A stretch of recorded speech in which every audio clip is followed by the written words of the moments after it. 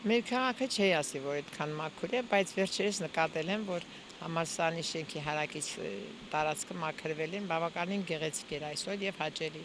Լավ կլինի, որ ընդհանուր այդպես մաքրեն եւ գեղեցիկ լինի մեր միջավայրը։ Հայտարարված մաքրության միամսյակի շրջանակներում քաղաքը քիչ թե շատ մաքրվում է աղբից, սակայն ալավերցիներից շատերն անհասկանալի չափանիշներով սահմանված սեփական աղբավայրերն ունեն, որտեղ էլ կանոնավոր կերպով նետում են այն ամենն, ինչ իրենց այլևս պետք չէ։ Ամենամեծ ու հարմար աղբավայրն ալավերցիների համար ցավոք դեպետն է, սակայն գետը միշտ չէ, որ քշում տանում է իր ջրերում լողացող աղբը։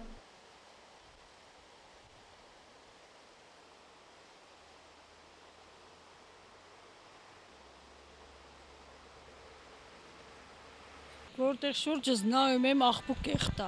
մանավանդ մեր գազի զոնայի շենքի շրջակայքը, շատ ահավոր կեղտոտ, կուտակված, բայց ոչ մի անգամ այնտեղ մաքրություն չեն անում, որովհետև բալանսում նստած չէ շենքը, դա քաղսովետին չի պատկանում, ու ընդհանրապես մաքրության հարցով ոչ մի բան էլ չեն անում։ Գազի զոնա թաղամասում դիտահորի վթարի պատճառով շենքերի հարևանությամբ աղբ է գոյացել, որի համար սակայն ոչ բնակիչներն են միջոցներ ձեռնարկում, ոչ էլ համապատասխան մարմինները։ Հենց հիմա էլ կուտակված է կեղտը,